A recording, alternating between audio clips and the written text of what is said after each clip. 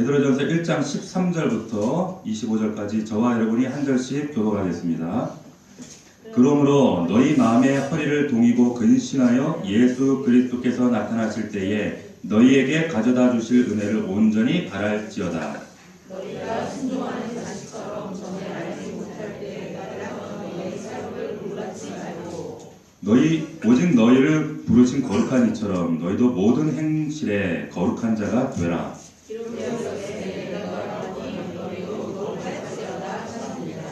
외모로 보시지 않고 각 사람의 행위대로 심판하시는 이를 너희가 아버지라 부른즉 너희가 나그네로 있을 때를 두려움으로 지내라.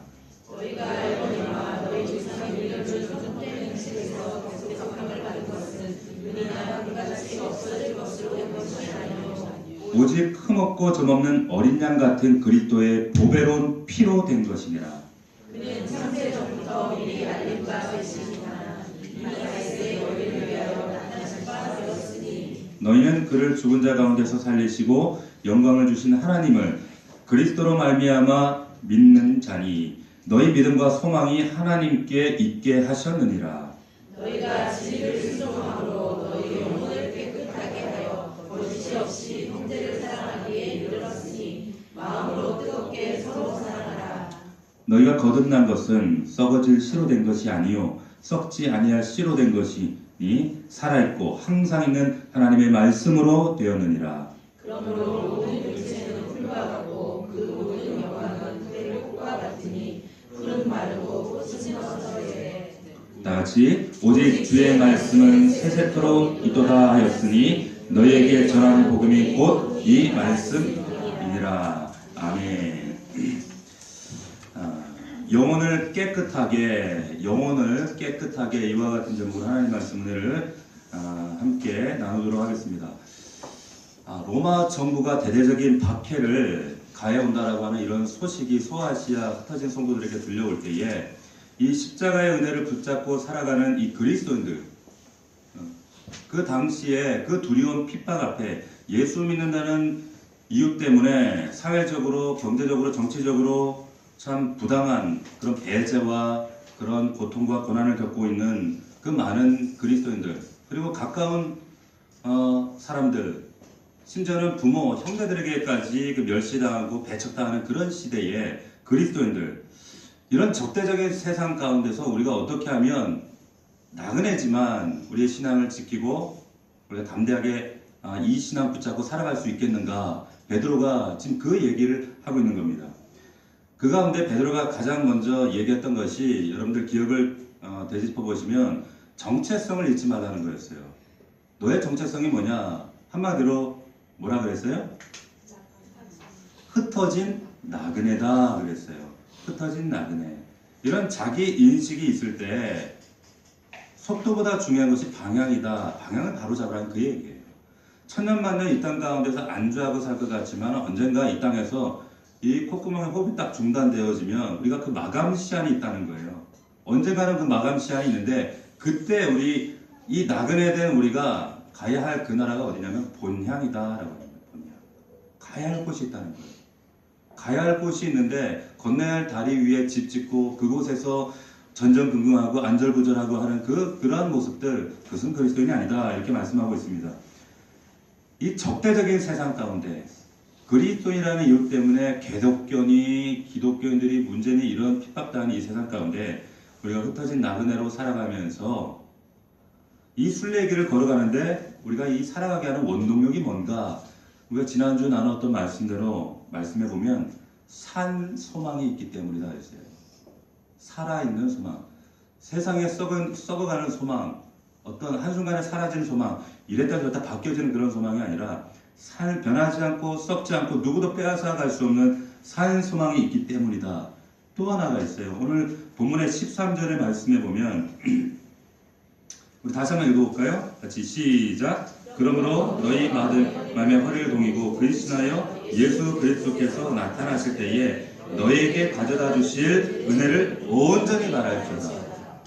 예수님께서 다시 나타나실 때에 너희에게 가져다 주실 은혜, 미래에 너희들이 받게 될 은혜, 그것을 온전히 바라라 말씀하고 있어요. 주실 은혜가 있다는 거예요. 근데 이 주실 은혜를 온전히 바라라. 이 온전히라는 뜻이 텔로스라고 하는 의미가 끝까지라는 뜻이에요. 끝까지 너희가 인내해서 꼭 그거 받아야 돼, 이런 의미예요. 산 소망, 그리고 우리에게 주실 은혜 때문에 그래서 오늘을 우리가 꿋꿋하게 살아가는 겁니다. 그리스도는 항상 제가 말씀드렸죠. 3일을 산다고 말씀드렸어요. 어제 살고 오늘 살고 내일 삽니다. 항상 3일을 삽니다. 그래서 오늘을 우리가 최선을 다해서 살아요. 매일매일이 하루의 반복이기 때문에 이 하루를 우리가 잘 살아내고 승리하는 비결이 무엇이냐? 내 가슴 속에 이 산소망 되시는 예수 그리스도를 소유하고 붙잡고 내게 주실 그 은혜를 텔로스 하는 거예요. 끝까지 붙잡는 거예요. 세상 때문에, 가진 것 때문에, 사람 때문에 일희일비하는 것이 아니라 우리는 흩어진 나그네로 방향을 잡고 살아가야 돼. 그것이 우리 지난주까지 나눈 말씀이었습니다. 오늘 좀 더 구체적으로 말씀을 나누려고 하는데요. 우리가 흩어진 나그네, 산소망을 가진 그런 나그네로서 어떻게 살아야 하는가? 14절, 15절 우리 다시 한번 읽어보겠습니다. 14절, 15절 말씀만 같이 읽습니다. 시작! 너희가 순종하는 자식처럼 전에 알지 못할 때에 따르던 너희 사역을 본받지 말고 오직 너희를 더욱진 거룩한 이처럼 너희도 행실에 거룩한 자가 되라. 사욕을 따르지 말고 너희 행실이 거룩해야 돼. 흩어진 나그네는 그렇게 살아야 돼 말씀하고 있는 거예요. 거룩함. 지난번에 제가 한번 말씀드린 적이 있습니다만은 이 거룩이라고 하는 의미, 이 우리말로 거룩이라고 번역을 해놨지만 사실 이 원어에 보면 카도시라고 하는 이 거룩이라는 의미를 한글에 다 담을 수가 없어요. 원래의 의미를 있는 그대로 다 표현할 수가 없어요. 이 카도시라고 하는 그 의미는 전혀 왜곡되지 않고 삐뚤어지지 않고 전혀 상한 것이 없는 온전한 걸 말합니다. 온전함. 하나님은 그런 분이시죠. 그런데 우리는 삐뚤어지고 왜곡되어지고 무너지고 상해 있어요. 그런 우리를 향해서 하나님이 참 부담스러운 요구를 하시거든요. 너희도 거룩해. 이 말씀이 레위기 11장에도 나와요. 나는 너희 하나님이 되려고 너희를 애굽 땅에서 인도하여낸 하나님이야. 나의 속성은 거룩하거든. 너희도 거룩해야 돼. 레위기 11장 45절 말씀입니다. 상당히 부담스러운 거. 아니, 어떻게 왜곡되고 삐뚤어진 나의 인생, 나의 몰골을 두고 하나님처럼 거룩하라 하시나? 이 말씀, 이건 하나님의 기대치가 높아서가 아니라 어떻게 본질상 우리 거룩하지 않은 우리가 하나님처럼 거룩해질 수가 있겠습니까? 이 명령은 우리의 본질이 하나님처럼 거룩해져야 된다, 거룩해질 수 있다, 그 말씀을 하는 것이 아니라 가능하지도 않고 될 수도 없어요. 오히려 그건 죄예요. 그렇게 될 수가 없습니다. 종교적인 편견을 내려놓고 예수님과 바리새인을 비교하면 바리새인들이 훨씬 거룩했어요.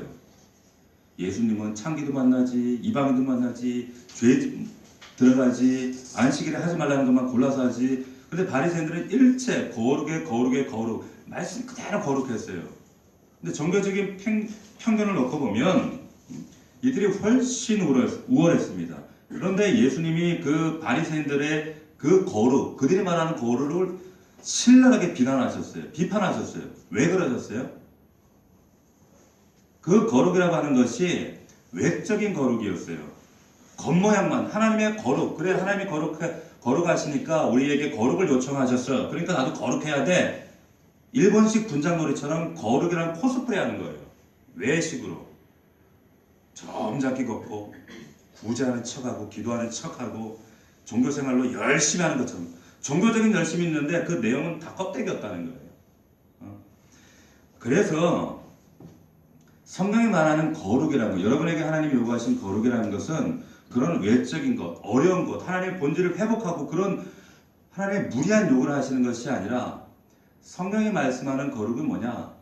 하나님이 원래 창세 에덴에서 우리에게 의도하셨던 사람다운 사람이 되는 것, 이게 거룩이에요. 믿으시길 축원합니다. 그렇기 때문에 거룩이 어려운 게 아니에요. 질적 차이가 있는가? 하나님 수준이 아니라 인간 수준에서 우리에게 요구하신 그 그 거룩의 질량적 차이가 거기 있는 거예요.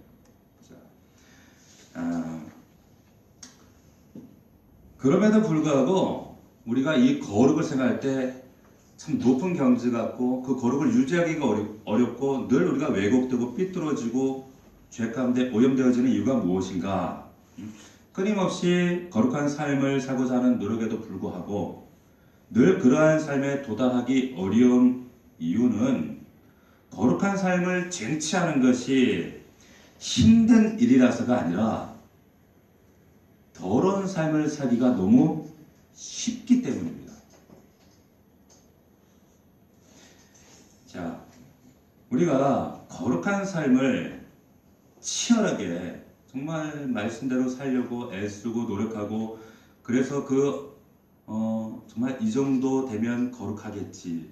그러나 속된 삶은 거룩하지 못한 그러한 모습은 순간적으로 한순간에 우리가 방심할 때 자연스럽게 우리를 틈타서 우리를 좌절시켜버려요. 너무너무 거룩의 경지에 올라가기는 너무 힘든데 속되게 변질되어지는 것은 1분도 안 걸립니다. 그래서 애써 이룬 거룩이 하루아침에 무너져버려요. 이게 목회자의 딜레마예요. 숙제예요. 자, 참 재밌는 일이 있어요. 그 도시마다 혹은 그 지역마다 사람을 만나면 이렇게 그 특별히 죄가 더 두드러지는 그런 도시들이 있습니다. 이상한 것은 뭐냐면 죄를 많이 지은 지역이나 사람 이런 곳에 가게 되면 멍청해져 있는 사람들이 많아요. 죄가 관영한 도시에 가면 이해가 되실지 모르겠어요. 멍청한 사람들이 많습니다. 역사에서 이것을 반증해주는 여러 가지 그 사례들이 있는데 하나님의 말씀과 그리고 경건의 세력들이 막 부흥할 때 문화의 융성기가 왔습니다. 그래서 유럽의 기독교가 융성하고 문화들이 기독교를 통해서 막 융성해져요. 그런데 그때마다 그 사람들이 굉장히 똑똑해지고 그리고 문화도 막 아름답게 찬란하게 꽃을 피웁니다. 반대로 죄가 들어오고 오염된 영혼들, 생각이 오염되고 그럴 때에 문화가 몰락하고 그리고 사회와 여러 가지 그 질서들이 아주 저급하게 변질이 되어져요. 왜 그런가? 왜 그런가? 성령 하나님은 우리 생각을 자극하시는 분이세요. 그분은 지혜와 계시의 영이시기 때문에 그분이 내 안에 오시면 내 이성이 자극을 받고 생각을 하게 돼요. 생각을 자극하시는 분입니다. 베드로 같은 사람은 원래 어부였어요. 정말 낯 놓고 기업자도 모르는 고등어 한 마리 5,000원, 붕어 2마리 3,000원 이거밖에 몰라요. 그렇게 무식했던 그 베드로였는데 사도행전의 말씀을 보면 성령이 그 안에 임하셨을 때 원래 학문 없는 범인인 줄 알았는데 그 종교 지도자들 앞에서 정말로 그 유창한 말로 그들을 압도해버리는 거예요.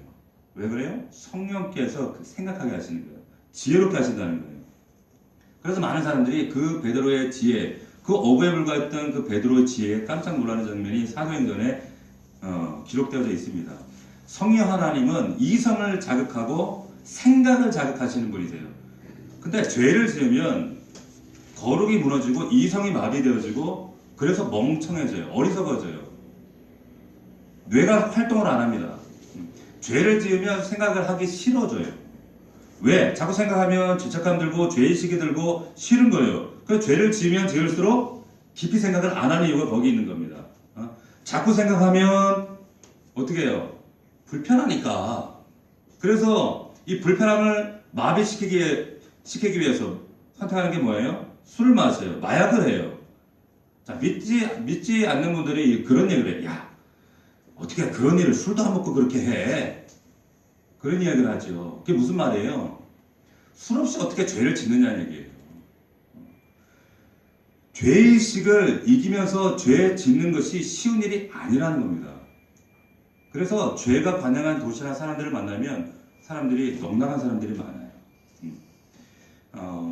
제가 아는 분 중에 외국의 명문대를 나오시고 교수를 하시는데 이분이 너무 어처구니 없는 사건 때문에 감옥에 들어가서 고초를 겪으신 분이 있었어요. 근데 이해가 안 돼요. 너무 어처구니 없는 그 일을 하셔가지고 어떻게 저렇게 똑똑하신 분이 저런 어리석은 결정을 하고 저런 실수를 했을까 의구심이 들고 도무지 납득이 안 돼요. 납득이 안 됩니다. 그런데 그런 일이 생겨요. 왜 그런 일이 가능한가? 죄 지을 당시에는 생각이요 마비돼 버려요. 멍청해져. 그 똑똑한 분도 생각이 멍청해져 버려요. 스스로 생각을 마비시킵니다. 생각을 회피합니다. 다윗을 보세요. 성군 그 다윗이 그 하나님의 은혜와 축복을 입고 그 놀라운 일들만 했던 다윗이 한순간에 바사바 사건 때문에 생각이 어떻게 돼요? 마비돼요. 죽어버려요. 멍청해졌어요. 그래서 회피하기 위해서 생각을 안 하는 거예요. 마치 하나님 없는 것처럼 어떻게 이럴 수 있지? 그럴만치. 그때 누가 나타나는가? 나단 선지자가 등장합니다. 나단 선지자가 나타나서 하나님의 나단을 통해서 그의 생각을 다시 자극하시는 거예요. 그럴 때 다윗이 회개합니다. 하나님 통회하는 거예요. 이게 복인 줄로 믿습니다. 생각을 회복하는 거예요. 죄를 지면 멍청해지는 거예요. 우리가 왜 거룩한 인생을 살아야 하는가? 그래야 우리가 치열하게 생각을 할 수 있어요. 생각을 해야. 그래서 예수 믿는 사람들은 비상식적인 사람들이 아니에요. 더 선명해져요. 더 뚜렷해져요. 무턱대고 믿으라 하는 사람들이 아니에요. 세상 사람들이 우리 지난주 나눴던 말씀대로 너에게 소망에 관한 이유를 물을 때 지혜와 계시의 영으로 분명히 말할 수 있는 근거가 있는 사람들이에요. 똑똑해져야 돼요. 깨끗해 인생을 살고 거룩하게 살아야 하는데 그럴 때 우리가 날마다 지성과 영성의 균형을 이뤄가면서 아름답게 이 땅 가운데 우리 가정 위에 하나님 나라를 이루어가는데 죄를 즐기고 죄 가운데 빠져 있으면 마비되고 멍청해지는 거예요. 그래서 거룩을 지켜내는 것이 이것이 흩어진 나그네가 지켜야 될 사명입니다. 예수 그리스도께서 우리를 정결하게 하시고 하나님과 이제 얼마 후면 이 땅에 참 우리의 죄를 위해서 이 땅에 오신 성탄절이잖아요. 왜 오셨어요, 주님이? 우리의 죄값을 지불하시고 우리의 모든 저주를 해결하시고 우리를 구원하시고 자유케 하시고 우리를 하나님과 화목케 하셔서 그 거룩한 보혈 피값으로 우리를 정결하게 하시기 위해 정결해야 거룩하신 하나님과 만날 수 있기 때문에. 그런데 그런 은혜를 주셨음에도 불구하고 한순간에 더러워져요. 거룩을 상실해요. 교회 와서는 우리가 거룩하게 함께 어울려 있는데 세상에서는 또 죄 가운데 뒹굴어 버려요. 세상과 타협해요. 왜 이렇게 자꾸 더러워지는가? 이유가 오늘 14절 말씀에 우리 다시 한번 보세요. 자, 우리 14절 말씀 우리 잘 단어 여러분들이 신경을 쓰시면서 한번 다시 한번 합독합니다. 시작. 너희가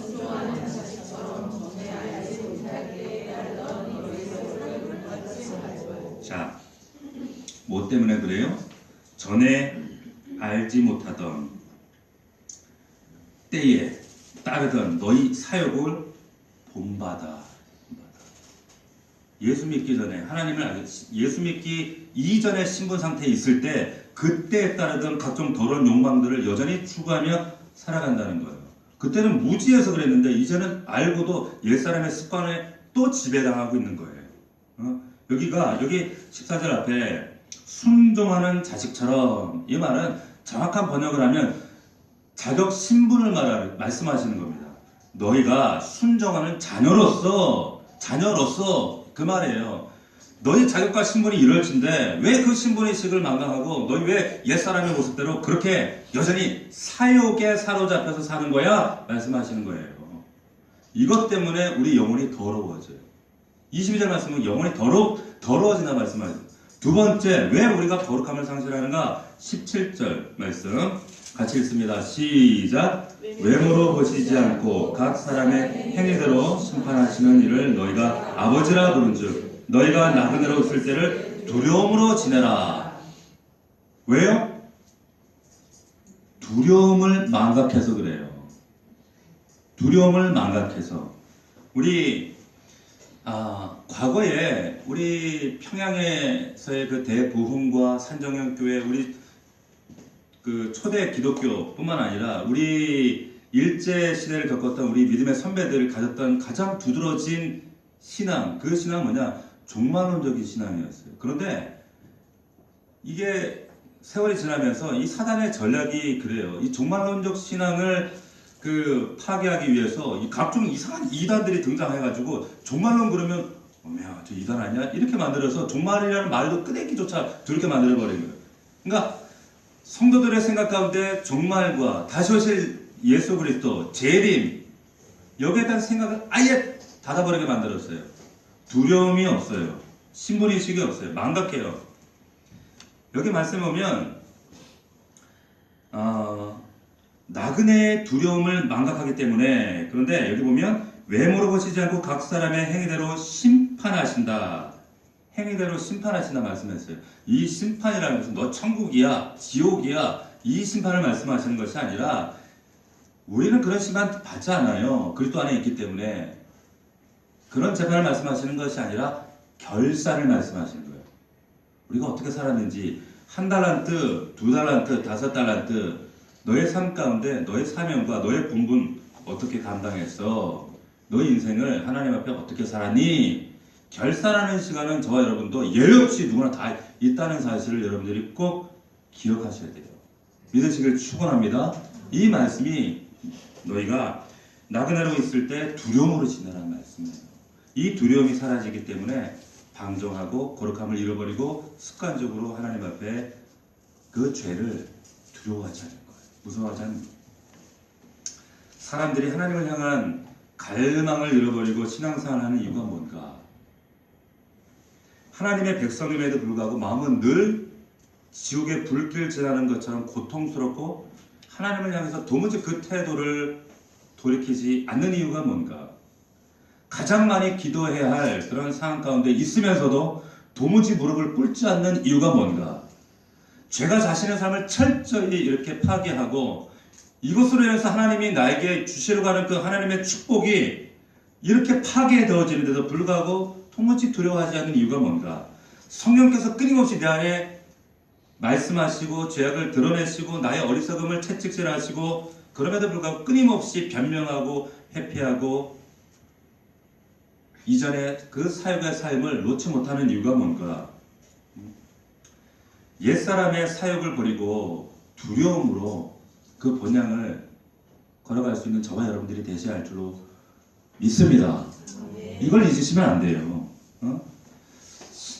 오늘 말씀을 통해서 심각한 건 뭐냐면, 여러분 거울에 진흙이 묻으면 자신의 모습이 선명하게 비춰지지 않아요. 마찬가지로 우리의 영혼이 거룩을 상실하거나 때가 묻으면 하나님의 말씀이, 그 신비가, 앞서 말씀드린 그 은혜가 은혜로 내 안에 들어오질 않습니다.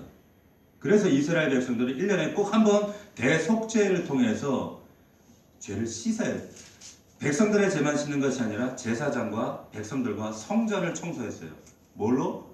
수송아지와 염소의 피를 가지고 청소를 하는 거예요. 씻어요. 그래야지만이 거룩한 은혜가 임해요. 오염되면 여러분들이 기대하는 내 삶의 은혜와 하나님의 복이 임할 수가 없어요. 자, 그렇다면 이 거룩함을 우리가 어떻게 회복해야 되는가? 우리의 영혼을 어떻게 정결하게 깨끗하게 하는가? 22절 보세요. 다시. 자, 22절 말씀을 합독합니다. 시작. 너희가 진리를 순종함으로 너희 영혼을 깨끗하게 하여. 자, 여기까지. 너희가 진리를 순종함으로 너희 영혼을 깨끗하게 하여. 자, 우리 영혼이 거룩을 회복하고 깨끗해지는 비결, 회개해야죠. 그러나 회개는 추상적인 거 아니에요.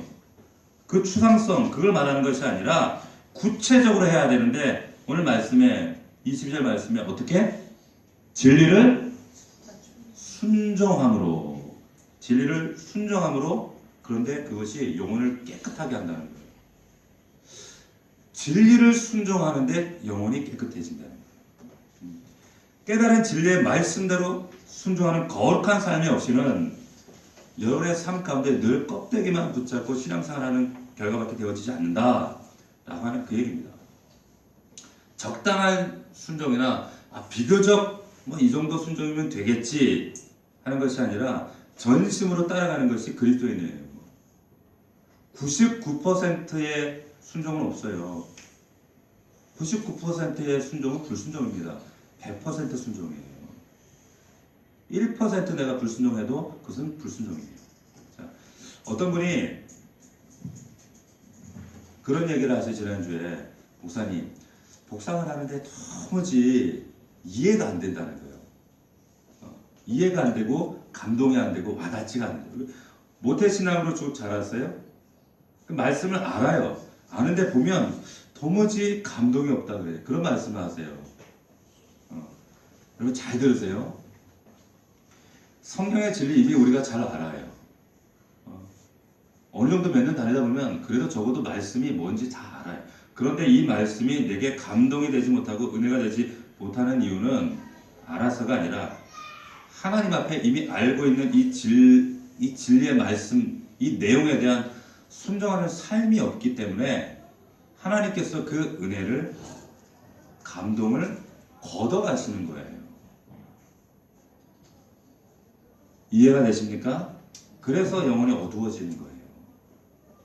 말씀이 자꾸 국어책 읽듯이 들려지는 거예요. 신약 성경에 보면 구약부터 신약까지 말씀이 창세기부터 요한계시록까지 사실 하나님의 음성 메시지는 다 똑같아요. 선지자를 통해 예수님을 통해 수많은 믿음의 선지를 통해 하시는 그 말씀들이 다 똑같은 얘기예요. 교육은 반복이에요. 똑같은 말씀이에요. 그 말씀을 하나님은 끊임없이 주님의 심령을 말씀하시는데 자꾸 새로운 것 아니에요. 그게 아니라는 거예요. 우리가 잘 아는 구약의 신명기라는 말씀, 신명기, 새로운 명령이라는 그런 뜻이 아닙니다. 그 말은 모세가 죽기 전에 유언적으로 남긴 말씀이 이 신명기라고 하는 이 책이에요. 근데 이 신명기의 설교가 사실은 이미 광야에서 했던, 자기가 이미 예전에 했던 설교 내용이에요. 그 설교의 내용을 다시 한번 신명기에 반복하고 있는 겁니다. 반복하고 있는 거예요. 하나님의 백성들에게 그 말씀이 옛 말씀이죠. 광야에서 이미 들었어요. 그래서 진보한 말씀이에요. 그런데 역사가 일어나요. 언제 역사가 일어나는 줄 아세요? 순종했을 때 일어나요. 순종할 때 일어나요. 이전에 들었던 말씀이네. 다 아는 말씀인데 그런데 이전에는 왜 우리가 멸망당하고 하나님께 징계를 받고 근데 이제는 왜 이런 변화가 있지? 이런 역사가 있지? 순종했을 때. 하나님의 말씀은 순종할 때 역사가 일어나지. 야, 요단강 밟어. 빠지는데요. 옷이 젖는데요. 벗기가 젖는데요. 그게 아니라 순종할 때 갈라지는 거예요. 순종할 때 요리고성이 무너진 줄로 믿습니다. 여러분은 삶 가운데 하나님의 은혜와 기적이 왜 온전하지 않은가? 순종하지 않기 때문이에요. 답은 자명합니다. 하나님은 우리가 진리를 순종하며 살기를 원하십니다. 복상하고 말씀을 들어도 순종하면 아무 의미가 없어요. 배에 보면 여러분 그 세월호가 물에 빠져서 그게 급격하게 뒤집어졌던 그 이유가 선박 평형수가 없었다라고 하는 것이 아직 드러났어요. 선박 평형수가 뭔가 하면 밸러스트 워터라고 해서 화물을 실으면 선박 총 화물의 한 30% 정도를 물로 채우는데 이게 화물을 실으면 배가 가라앉잖아요. 그 물을 그 밸러스트 안에 바닷물을 채웁니다. 바닷물을 채우는데 화물을 실으면 밸러스트 안에 있는 바닷물을 빼줘야 돼요. 그리고 짐을 내리면 배가 또 뜨겠죠? 그럼 또 밸러스트에 바닷물을 채워야 돼요. 이건 30%이 적정 기준 규정한 해사기구에서 정한 그 기준을 유지해야 되는데 이 세월호에는 이 평형수가 택도 없이 모자랐다는 거예요. 왜? 더 많은 화물을 실으려고. 그러니까 균형을 잃고 휘청하다가 갑자기 확 뒤집어 버리고 그냥 침몰해 버린 거예요. 왜 우리 신앙 중심은 흔들리고 우리가 이리저리 갈팡질팡 우리 믿음이 요동치는가? 순종이라고 하는 평형수가 없기 때문입니다. 말씀은 귀로 접수해요. 들어요. 그런데 바리새인들처럼 경건의 코스프레는 하는데 순종이 없어요. 행함이 없어요. 듣기는 들어요. 매일 새로운 것만 원해요. 그러나 순종이 따르지 않는다는 거예요. 순종이 없다는 것은 하나님 복은 주세요. 복은 기대하는데 그런데 내 인생에 간섭을 하지 마세요. 주인은 되지 말아주세요. 이 얘기예요. 우리 부모님에게 돌아가시면 내가 유산을 물려받아야지 하는데 효도는 하기 싫어. 이거하고 똑같은 거예요. 이렇게 하나님의 우리가 신앙생활을 하고 있다는 겁니다. 이게 주제꾼에 대한 문제예요. 이 순종이라고 하는 부분은. 로마 시대 사람들이 옛날 그 초대교회 많은 사람들이 오가다 만나면 인사 방식이 이랬습니다. 가이사는 주님이십니다. 인사하면 화답을 해야 돼요. 맞습니다. 나의 주님은 가이사입니다. 이렇게 인사를 합니다. 근데 그리스도인들에게 가이사는 나의 주님이십니다. 이러면 그리스도인들은 아닙니다. 나의 주인은 예수 그리스도이십니다. 이 한마디 때문에 사자밥이 되고 원형경기장에 끌려가고 인생을 마감 지었어요. 다시 말하면 이 신앙 고백의 이 고백, 예수 주님은 내 인생의 주인입니다. 이 고백이 목숨 걸어야 할 고백이었다는 거예요. 한번 따라합시다.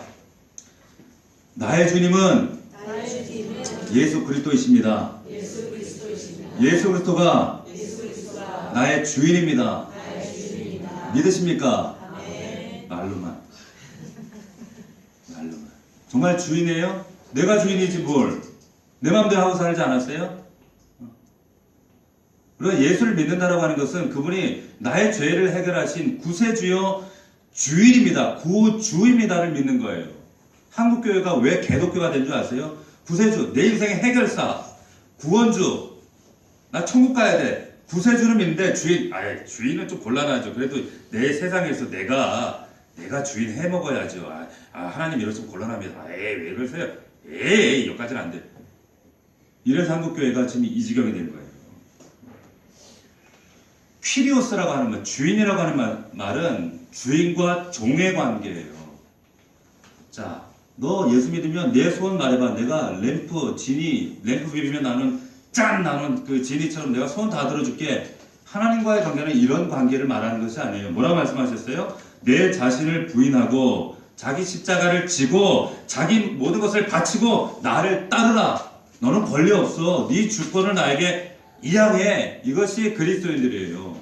이것 때문에 죽었어요. 이게 신앙이에요. 이게 없으면 여러분 우리 신앙 기독교도 얼마든지 샤머니즘 될 수 있고 법당에 비나이다 하는 사람들하고 조금도 다를 바가 없어요. 예수 그리스도를 내 삶의 주권자로 인정해달라 이 말입니다. 믿으시길 축원합니다. 그래서 여러분들 종이에요. 종. 주인 앞에 종이라니까. 목사님 우리가 율법 아래에서 이제 벗어나서 이제 우리를 친구라고 했는데요. 친구죠. 왜 우리가 종이에요. 그 얘기가 아니에요. 종이라고 하는 것은 소속과 소유권에 대한 문제예요. 우리 요한복음 15장 14절 한번 찾아봅시다. 요한복음 15장 14절 말씀 함께 찾습니다.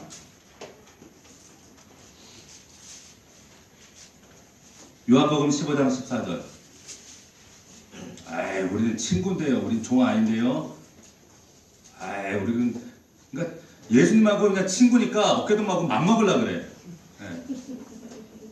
뭐 친구간에 그럴 수도 있지. 뭐 같이 늙어가는 처지에 하나님도 뭐 우리 처지 아시고 친구인데 친하게 나이도 같이 먹어가고 늙어가는 처지에 뭐 어때? 하늘나라에서 친구할 건데 그런 의미가 아니에요. 요한복음 15장 14절 같이 시작. 너희는 내가 명하는 대로 행하면 곧 나의 친구라. 자, 말씀 자세히 보세요. 논리적으로 모순이에요. 야, 친구가 여럿 있어요. 그런데 내가 명령하는 대로 다 너희들 따라주면 너희 내 친구야. 그러면 친구들이 친구 하겠어요? 안 하겠어요? 안 하지요. 이게 무슨 친구예요. 너 물 떠와. 밥해. 우리 집 와서 청소해. 이게 친구예요? 그런데 예수님이 뭐라고 하시냐면 내 명령대로 다 행하면 그러면 내 친구야. 그러니까 예수님이 말씀하시는 친구 관계라고 하는 것은 세상에서 말하는 그런 친구 관계, 보통 사이의 친구 관계와는 다르다는 말씀이에요. 다시 말하면 예수님과의 그 친구 관계는 예수님이 내 인생의 주인 되시고 내가 그 말씀에 순종할 때 비로소 친구가 되게 하시겠다. 그 뜻입니다. 믿으시길 축원합니다. 아무데나 예수님하고 맞먹으려고 그래. 예? 왜 주님 하나님하고 맞먹으려고 그래? 뭐 하나님하고 동기동창이에요? 예?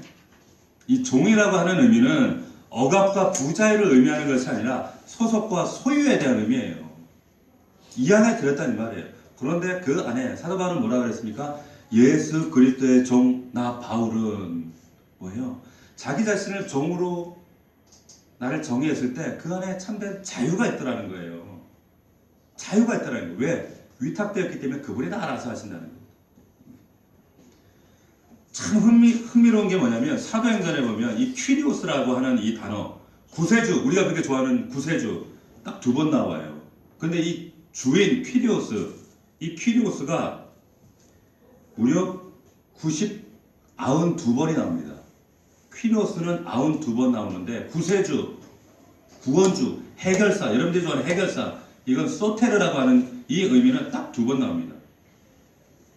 자, 46배 강조된 퀴리오스, 주인, 뭘 의미하는가? 구원자만 강조하는 것이 아니라 너희 신앙의 정말 핵심이 바로 퀴리오스라는 거예요. 주인으로 인정될 때 내 삶이 순종할 수 있고, 순종하는 삶이 되어지지 않으면 우리의 거룩함과 영혼의 순결이 회복되지 않아요. 그 말씀하고 있는 거예요. 그것 때문에 교회가 교회되지 못하는 겁니다. 골로새서 2장 6절입니다. 그러므로 너희가 그리스도 예수를 주로 받았으니 그 안에서 행하라. 행하라. 주 안에서 행하라.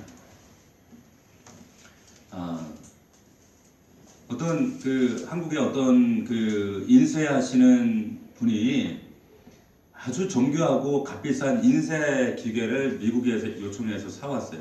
엄청난 돈을 줬습니다. 아주 정교한 기계인데 사오자마자 이게 몇 달 안 돼서 고장이 났어요. 그래서 항의를 하고 메일을 보내고 그리고 또 전화 통화를 해서 어떻게 하면 된다 해가지고 했는데 안 되는 거예요. 기계가 작동이 안 되는 거예요. 그래서 그 본사에 연락을 해서 그 전문가를 파견해 달라 요청하셨답니다. 그래서 그 전문가 안 와요. 근데 어떻게 우여곡절 끝에 몇 달 만에 그 미국 본사에서 이 전문 엔지니어가 도착해서 공항에 배웅을 나갔습니다. 배웅을 나갔는데 공항에 딱 나가 보니까 여러 사람이, 그리고 뭔가 전문가들이 이렇게 딱 우르르 올 줄 알았는데 20대 새파란 청년이 하나 뚝 내리더라는 거예요. 너무 마음이 상하고 저런 새파란 애가 뭘 하겠나. 그래가지고 거기에 이제 항의 메일을 보내고 막 전화를 하고 했더라는 거예요. 그런데 거기에서 답변이 팩스로 돌아왔어요. 3줄이 딱 왔습니다. 뭐라고 하는가? 첫 번째, 그 젊은 사람이, 그 젊은 청년이 그 기계를 만든 사람입니다. 두 번째, 그 사람만이 그 기계 고칠 수 있습니다. 세 번째, 그 사람이 시키는 대로 하십시오. 그거였어요. 자, 여러분 삶이 온전히 회복되어지고 하나님의 은혜가 온전히 임하고 정말 여러분들이 가정에서나 사업장에서 하나님이 주기를 원하시는 그 온전한 은혜, 그 은혜를 받기를 원하시는 분들만 아멘. 그렇다면 내가 거룩해져야 돼요. 깨끗해져요. 그 비결은 그 진리의 말씀에 순종하시는 거예요. 순종하지 않으면, 행동하지 않으면, 결단하지 않으면 하나님의 능력이 여러분들 통해 흘러가지 않습니다. 죄송하지만 하나님과 나와의 바른 관계, 주-종 관계, 소속과 소유의 문제예요. 이것이 아는 것으로 끝나면 안 돼요. 회개하는 것으로 끝나면 안 돼요. 내 삶에 결단해야 돼요. 주님 마음대로 하십시오. 주님 뜻대로 하십시오. 주님 알아서 하십시오. 지금 여러분들의 문제가 뭡니까? 뭐 때문에 방황하세요? 뭐 때문에 갈등하세요? 뭐 때문에 곤고하다고 느끼세요? 내 삶에 주인 되신 예수 그리스도와 관계에 뭔가 이상이 있는 게 아닌지, 그것을 여러분들이 다시 한번 되짚어 살필 수 있는 여러분들의 얘기를 주의 이름으로 축원합니다. 그분이 나를 창조하셨어요. 그분이 주인이에요. 그분이 내 삶의 은혜와 역사하심으로 나를 새롭게 그 은혜로 세우시는 그 순간이 언제냐? 내가 진리의 말씀에 순종할 때예요. 그러면 내가 영혼이 깨끗해진다. 자, 오늘 말씀 22절 말씀 다시 한번 봅시다. 너희가 진리를 같이 한번 읽어볼까요? 시작. 너희가 진리를 순종함으로 너희 영혼을 깨끗하게 하여. 깨끗하게 해요. 그럴 때에 거룩해집니다. 내가 거룩하니 너희도 거룩하라. 거룩한 자가 될 때에 주실 은혜를 너희가 온전히 바라라. 그 은혜가 나에게 은혜가 되어진다는 거예요.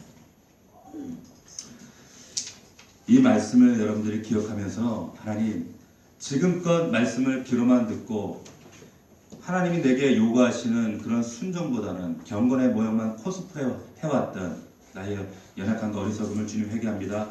용서하시고 정말 주님의 진리의 말씀에 순종할 수 있는 정말 그런 복된 주의 종들이 되기 원합니다. 하나님 나를 붙들어 주시옵소서. 그런 저와 여러분들 결단할 수 있는 여러분들이 되기를 주의 이름으로 축복합니다. 자, 오늘 우리 아까 불렀던 찬송 부르고 함께 우리 결단의 기도 올려드립시다. 하나님, 이 세상에 우리가 기대하는 그 소망이라고 하는 것이 그렇게 내가 전전긍긍하고 붙잡으려고 하는 소망이라는 것 썩어져요. 마치 우리가 어릴 적 가지고 놀던 그 딱지가 이제 가서 딱지 보고 좋아할 사람 누가 있어요? 이 세상 것들이 그렇다는 거예요. 목적될 수 없어요. 잠깐 동안 수단이죠. 근데 거기에 내 목숨과 내 마음이 뺏겨서 옛사람의 사역에 붙들려서 옛사람의 습관 때문에 여전히 흔들리고 좌초되어지고 그렇게 하나님 은혜 안에서 멀게 살아가고 있습니다. 진정한 소망을 붙들고 예수 그리스도 안에서 산소만 계신 그 주님으로 말미암아 정말 진리 안에 순종하며 나아가는 저와 여러분들이 되기를 주의 이름으로 축복합니다. 우리 이 찬양 부르고 우리 함께